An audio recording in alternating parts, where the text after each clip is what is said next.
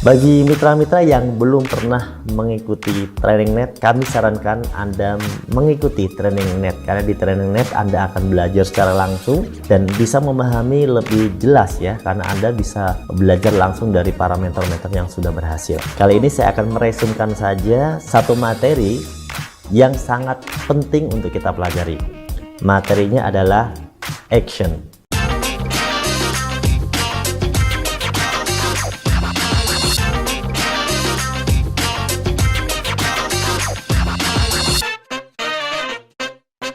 Kita sudah diajarkan tentang memiliki impian, ya. Kita sudah diajarkan tentang paradigma orang-orang yang sukses. Tapi semua materi-materi itu menguasai ya 95% kesuksesan kita. Tentunya tidak akan pernah kita berhasil sukses tanpa 5%, yaitu hal-hal teknis yang berkaitan dengan action. Action memang tidak selalu membuahkan keberhasilan, tapi percayalah, tidak ada keberhasilan tanpa action. Pada materi action kali ini, kita ada 3 poin yang biasa diterangkan dalam materi net. Yang pertama adalah mengikuti pertemuan. Itu adalah bagian dari action kita dalam menjalankan bisnis di Best Corporation ini. Kemudian yang kedua adalah menulis daftar nama. Ini juga bagian dari action. Kemudian yang ketiga adalah menghubungi 10 orang per hari. Itu juga bagian dari action.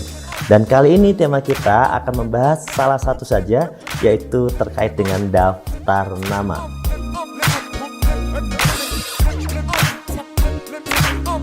Menulis daftar nama. Mengapa harus menulis daftar nama? Yang pertama adalah karena bisnis-bisnis yang besar itu selalu memiliki namanya daftar nama atau database terkait klien mereka atau nasabah mereka. Itu bisnis-bisnis yang besar. Mereka leluasa untuk bisa memfollow up-nya kapan saja. Mereka bisa memberikan promo-promo terbaru kapan saja. Mereka bisa memberikan info-info terbaru kapan saja karena mereka memiliki daftar nama yang sangat aman. Kalau kita merasa bahwa bisnis base ini adalah bisnis yang penting, maka sebaiknya kita ya harus memiliki daftar nama juga. Yang kedua alasannya adalah karena daftar nama adalah aset yang paling berharga di bisnis ini. Ingat, bisnis ini adalah bisnis people. Yang kita kelola adalah orang-orang, jadi kita harus tahu nomor kontaknya, alamatnya di mana, kemudian apa yang sudah kita progres untuk mereka, kita harus tahu. Karena ini adalah aset yang sangat berharga. Mungkin kalau aset Anda itu berupa benda atau berupa bahan ya, Anda tidak perlu mengelola semacam ini, karena Anda tinggal menyuruh orang, itu sudah beres. Tapi kalau aset ini berupa orang, maka orang ini memiliki keunggulan ya, yaitu dia bisa berpikir, dia bisa memiliki impian, dia bisa berlari, dia bisa berproses, atau mungkin dia bisa mengeluh dan terjatuh. Jadi inilah uniknya kalau bisnis kita ini adalah orang. Oleh karena itu, karena aset utama kita adalah orang, maka pastikan kita memiliki data-data orang-orang yang akan kita temuin, ya, yang akan kita prospek gitu, yang akan kita ajak untuk bekerja sama. Jangan sampai kita menemui kebingungan gara-gara kita tidak memiliki daftar nama. Kemudian, apa sih manfaat kita menulis daftar nama? Kenapa kita harus menulis daftar nama? Daftar nama akan membuat Anda bekerja lebih cepat, lebih terstruktur, dan bisa menghindari dari kebiasaan bingung. Nah, sering kita jumpai ketika mitra base, mitra-mitra Anda mungkin itu misalnya ditanya hari ini mau kemana? Dia bingung, mau kemana ya? Dia bingung gitu. Kemudian besok mau kemana? Terus mau menemui siapa? Mau presentasi di mana? Mereka semuanya bingung. Kenapa?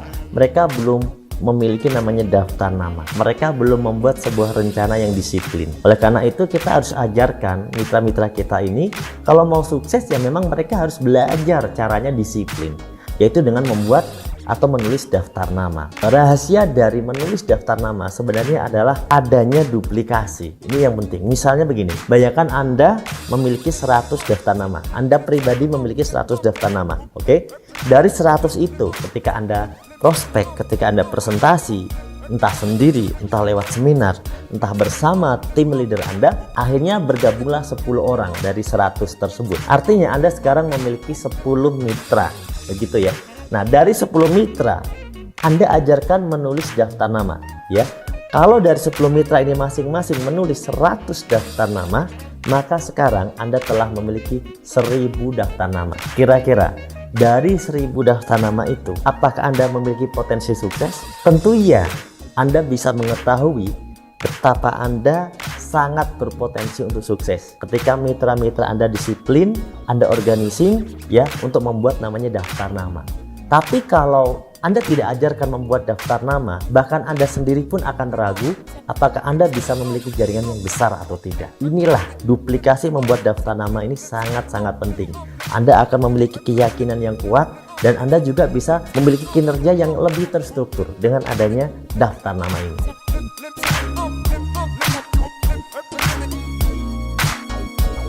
Selanjutnya, bagaimana cara menulis daftar nama? Yang pertama, menulis daftar nama itu jangan pilih-pilih. Jangan jadi dukun. Seperti apa jadi dukun itu? Misalnya gini, oh saya mau ngajak saudara saya nih. Ah nggak usah ah, saudara saya kan malas. Dia paling kalau diajak nolak. Oh biasanya juga suka ngejek saya gitu. Jadi Anda tidak tulis nama dia. Atau mungkin Anda mengajak tetangga Anda yang lumayan agak kaya, lebih kaya dari Anda mungkin. Atau mungkin memang kaya menurut penglihatan orang ya. Anda tidak menulis namanya di daftar nama Anda atau di database Anda, di daftar target rencana Anda. Anda tidak tulis, sehingga Anda menganggap bahwa dia sudah kaya. Padahal ya namanya orang kaya itu dia selalu berpikir bagaimana bisa melipat gandakan uangnya. Orang kaya itu memiliki ilmu itu lebih awal, sehingga seharusnya dia masuk ke daftar nama Anda. Jadi jangan berpikir bahwa dia itu tidak mau bergabung, tapi berpikirlah positif bahwa semua orang bisa bergabung di bisnis ini. Semua orang memiliki alasan yang baik untuk bergabung. Entah karena dia tidak punya uang, atau mungkin dia punya utang, atau mungkin dia ingin membantu sesama. Semua orang selalu punya alasan yang baik untuk bergabung di bisnis ini. Jadi Anda jangan jadi dukun, jangan pilih-pilih, Anda tulis semua nama. Cara yang kedua adalah tuliskan berdasarkan kategori. Caranya apa?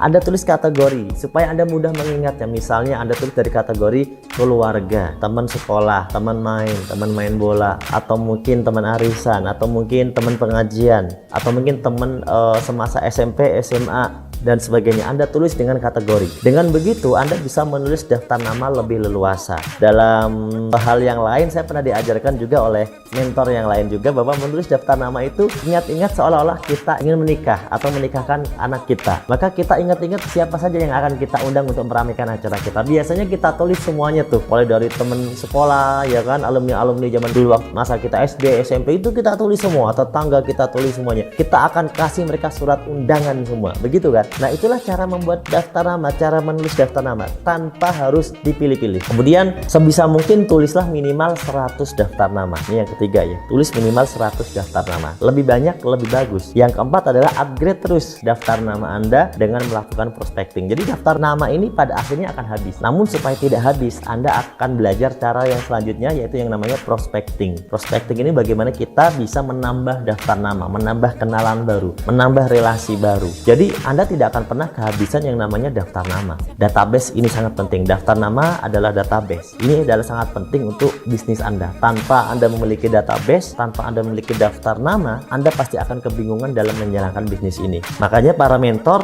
mengarahkan Anda dalam training net itu, Anda harus belajar langsung praktek membuat daftar nama. Oke, next ya. Oke, bagaimana cara membuat daftar namanya? Nah, Anda akan membuat daftar nama dengan tabel-tabel ya, dengan tabel-tabel yang sesuai nanti yang saya tunjukkan. Ya, Anda bisa lihat tabelnya.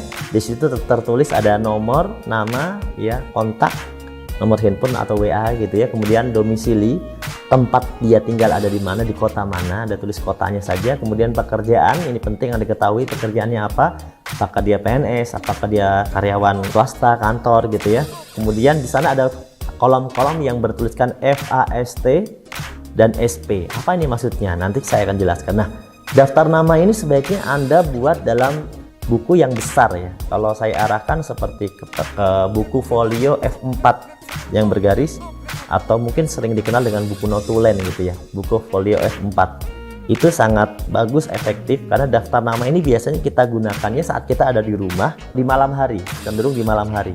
Kalau para mentor cenderung di malam hari, karena kita membuka di malam hari. Ini daftar nama yang akan kita kerjakan besok pagi, itu kita sudah buka di malam hari. Kita udah siap-siap tandai ya, Kemudian setelah kita melakukan aktivitas di hari itu, biasanya malam harinya kita buka daftar nama itu lagi, kita kasih checklist atau progress gitu ya. Kemudian kita bahkan bisa menambahkan nama-nama baru. Nah, maka dari itu bagusnya itu bukunya besar supaya mudah dan terlihat dengan jelas. Tapi kalaupun Anda misalnya memiliki daftar nama yang lebih kecil misalnya, yang mungkin diarahkan oleh tim leader Anda lebih kecil, no problem, sebenarnya no problem, karena itu cuma masalah ukuran, tapi akan lebih bagus kalau ukurannya itu besar.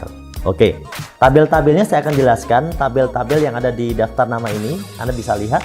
FAST, apa maksudnya? F ini sebenarnya panjangannya adalah finansial. Jadi kita akan menilai finansial dari calon mitra atau prospekan kita. Finansialnya kira-kira nilainya berapa. Kemudian A adalah antusias, antusiasme dia dalam merespon informasi positif dari kita ini seperti apa. Kemudian S itu supelitas, tingkat pergaulan dia. T adalah teachable, kemauan belajar dia seperti apa. Nah, nilainya kita cukup bikin yang mudah, yaitu cukup dinilai dengan skor 1, 2, atau 3. Kalau rendah berarti 1, kalau sedang berarti 2, kalau tinggi atau baik berarti 3. Itu cara menilainya ya. SP itu apa? SP adalah skala prioritas. Oke, sekarang kita belajar menilai dulu. Bagaimana cara menilainya? Pak, bagaimana kita bisa menilai finansial seseorang? Di sini ada beberapa cara yang kita bisa ketahui. Yang pertama, untuk menilai finansial adalah kita melihat pekerjaannya. Yang kedua, kita bisa lihat secara fisik dari handphone yang dia pakai. Dan yang ketiga adalah kendaraan. Nah, jadi kadang orang itu tidak terlihat bekerjanya apa, tapi handphonenya bagus. Kemudian kendaraannya juga bagus. Nah, di situ kita bisa menilai seberapa kuat keuangannya. Berapa nilainya? Nah, Anda tahu bahwa di PTBS ini ada paket-paket pembelanjaan. Ini akan jadi indikatornya. Ada basic, ada reguler, dan seterusnya. Di sini, kalau misalnya orang ini itu finansialnya itu 0. 0 itu memang dia minus gitu ya. Minus itu mungkin bisa jadi dia tidak punya pekerjaan. Handphonenya juga mungkin nggak punya handphone, atau handphonenya itu biasa saja, nggak mahal gitu ya. Anda bisa nilai. Kemudian kendaraannya juga mungkin dia juga belum ada kendaraan, atau mungkin dia juga punya kendaraan butut atau kendaraan yang masih cicilan. Dari sana Anda tahu bahwa kalau dia paket basic saja tidak mampu, maka beri dia nilai 1 untuk finansialnya. Tidak mampu itu belum ada uangnya, atau uangnya itu memang sudah habis gaji dia gitu buat bayar cicilan. Handphone dia juga pas-pasan. Kalaupun kita bilang jual handphone dia juga nggak bisa dijual dengan senilai harga itu, mungkin ya, tidak lebih dari itu gitu ya. Sehingga kita lihat bahwa finansial dia ini kecil sekali, kita nilai dia dengan 1. Tapi kalau misalnya dia punya uang yang bisa bergabung dengan paket basic saja, itu kita bisa nilai dia dengan 2. Kemudian kalau dia bisa punya uang yang lebih banyak untuk bergabung, misalnya reguler, yang minimal reguler saja, berarti kita anggap dia itu sangat bagus finansialnya, kita nilai dia dengan 3. Sampai di sini bisa dipahami ya teman-teman ya. Kemudian kita nilai yang kedua adalah A, antusias, ambition atau antusias. Semangat sukses dia, respon terhadap bisnis ini seperti apa? Ketika kita memprospek seseorang, kita mulai membuat daya tarik dengan kita menceritakan, seperti kita mau lakukan edifikasi tentang video, tentang testimoni, atau tentang cerita orang-orang yang sukses, atau tentang sebuah acara, tentang solusi sukses, solusi bebas riba, dan sebagainya. Bagaimana respon dia terhadap apa yang kita katakan? Kalau cenderung negatif, dia nilainya berarti 1. Kalau misalnya positif, tapi dia cenderung pesimis, beri dia nilai 2. Tapi kalau dia positif dan optimis, bahkan dia ngotot mau berkorban, kapan acaranya di mana? Saya mau ikut deh besok gitu ya. Dia sangat antusias seperti itu, maka nilainya berarti 3. Bisa dipahami teman-teman ya. Ini adalah kita akan belajar bagaimana memahami prospek ya, memahami prospek dengan memberikan penilaian. Kemudian yang ketiga adalah S. Apa itu S? S adalah supelitas atau tingkat relasi, tingkat pergaulan. Dia supel dengan orang. Kalau dia pendiam, tertutup, penyendiri, jalan aja menunduk, susah untuk tersenyum, disapa tapi ya senyumnya dikit gitu ya, atau malah bahkan nggak senyum, kita kasih nilai 1 untuk tingkat supelitasnya. Biasanya ya cenderung dia temannya itu sangat sedikit karena kelompok tertentu aja. Kemudian kita kasih nilai 2 kalau dia memang pendiam tapi lebih terbuka. Terbuka gini, dia diam tapi kalau dia disapa itu dia masih bisa berkomunikasi dengan baik. Ketika kita ajak ngobrol, dia bisa ngobrol dengan baik. Cuma dia tidak pernah mengawali obrolan. Dia tipenya adalah tipenya orang kalau nggak diajak ngobrol mungkin nggak ngobrol. Nah ini kita bisa kasih dia nilai itu 2. Kalau nilai 3 itu yang seperti apa? Dia supel banget. Kemudian dia itu tipe orang yang suka ikut komunitas, ikut kegiatan, kemudian pembuka obrolan. Dia itu suka nyapa duluan. Kalau ketemu orang mungkin jarak masih beberapa meter, dia sudah menyapa, hai, halo gitu kan, assalamualaikum, halo guys gitu kan, halo bro gitu kan. Itu adalah tipenya 3. Dia tipenya sangat supel, gampang menyapa orang, kemungkinan banyak temennya, karena orang-orang supel itu kemungkinan banyak temennya. Termasuk orang-orang yang memiliki jabatan, misalnya dia punya jabatan yang sangat strategis, meskipun kita nggak kenal dia, tapi dia punya jabatan, anggap saja dia nilainya 3. Kenapa? Karena orang yang memiliki jabatan itu dia memiliki kelebihan, dengan jabatannya dia bisa menghadirkan orang dengan jabatannya tersebut. Jadi kita anggap nilainya juga 3. Oke, selanjutnya adalah T, teachable, yaitu orang yang mau mendengarkan arahan, mau mendengarkan informasi dari orang lain. Tidak semua orang mau mendengarkan informasi dari orang lain, apalagi kalau yang ngomong lebih muda, ya kan? Kita nilai 1 jika orangnya itu susah untuk belajar, tidak pernah belajar. Kok tidak pernah belajar? Ya, dia biasanya kalau diberikan informasi, dia suka langsung menyela, nyolot gitu bahasanya ya, merasa pinter ya. Terus cenderung kalau mungkin dia mau datang ke sebuah info yang kita kasih, mungkin ya dia mungkin maunya yang gratisan lah. Ini cenderung orang yang kita anggap tidak mau belajar. Kita kasih dia nilai 1 ya. Kemudian kalau dia mau hadir ke acara, kita kasih promosi segala macam, tapi mau dia hadir, cuma harus dijemput mungkin baru hadir. Mungkin kalau diundang-undang aja dia mungkin susah juga hadirnya. Ada informasi bagus, dia bilang saya mau tahu. Tapi saat hari H itu pasti suka ada alasan, sehingga mungkin orang-orang semacam ini perlu dijemput. Nah, ini kategorinya kita bisa kasih dia nilai 2. Nah, orang yang kita kasih nilai 3 itu yang datang itu dengan antusias. Begitu kita kasih informasi, dia antusias ya. Dia langsung mau training ya.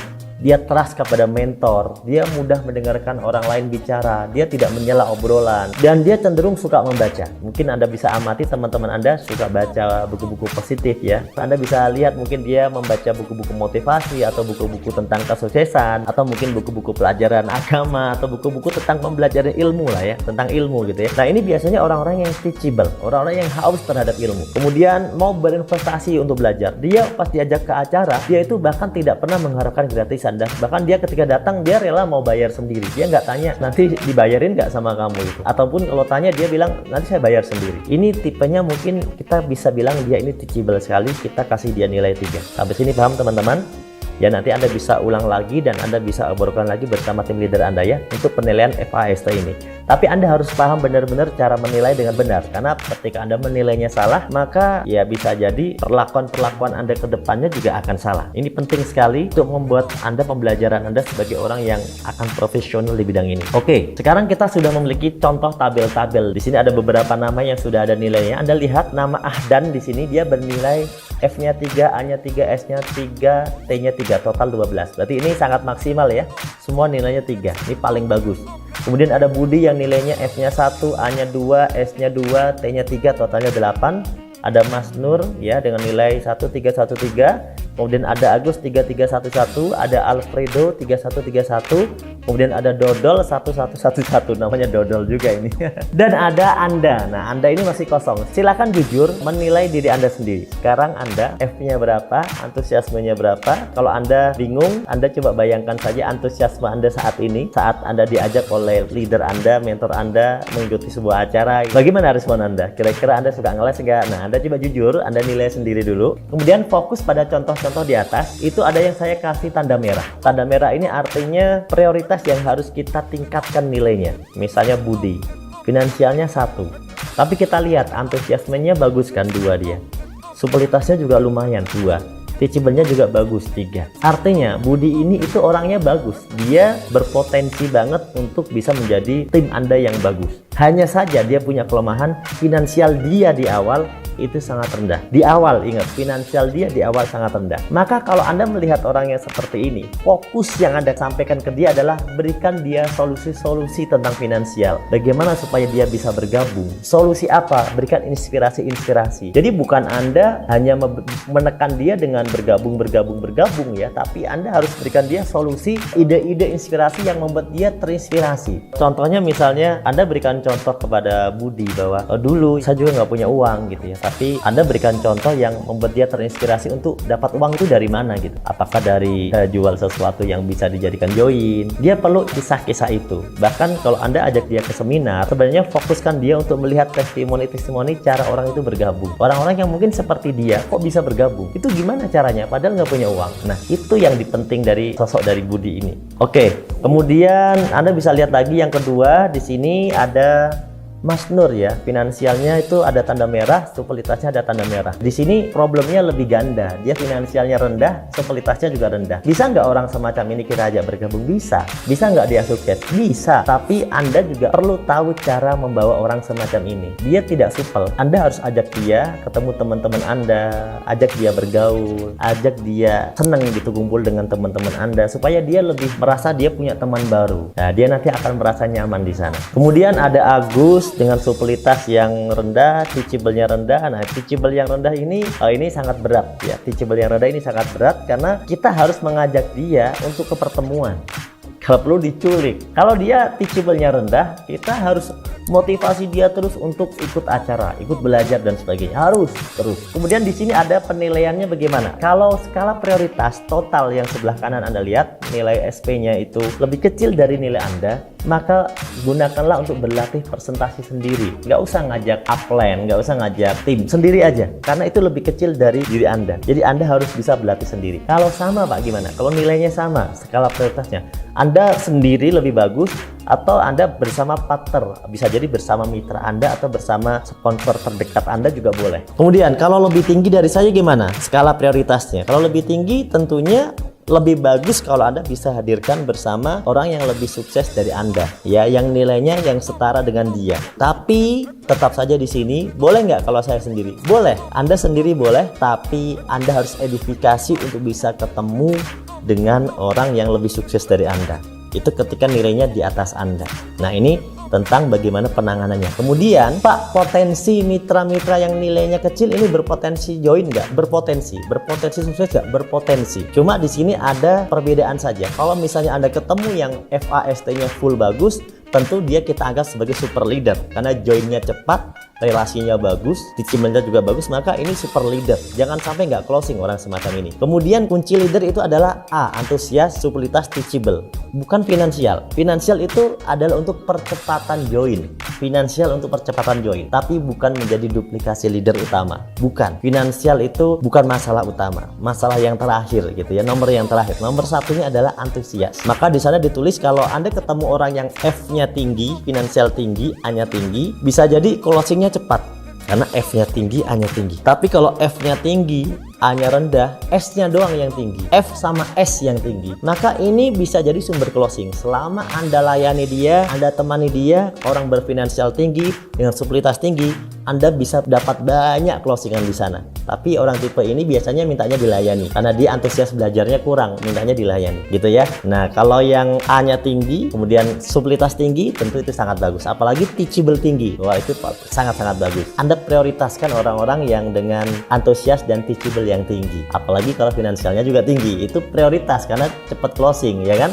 Nah, inilah teman-teman cara membaca daftar nama supaya teman-teman nanti juga bisa memahami bagaimana memainkan peran di dalam proses ini. Nah, daftar nama ini bukan hanya untuk Anda tulis begitu saja untuk Anda bisa arahkan tentang prospekan Anda, tapi daftar nama ini adalah modal juga untuk Anda melakukan konsultasi kepada mentor-mentor Anda supaya mentor Anda tahu bahwa Anda punya daftar nama semacam ini. Mentor Anda akan memberikan arahan yang terbaik buat Anda nantinya. Penilaian selanjutnya adalah progres. Penilaian progres ini di tabel selanjutnya nanti akan ada tabel P1, P2, P3. P1 itu artinya orang-orang yang sudah Anda prospek baru pada tahap pendekatan, building trust, baru membangun kedekatan, baru tanya-tanya apa kabar gitu dan sebagainya, itu baru kedekatan.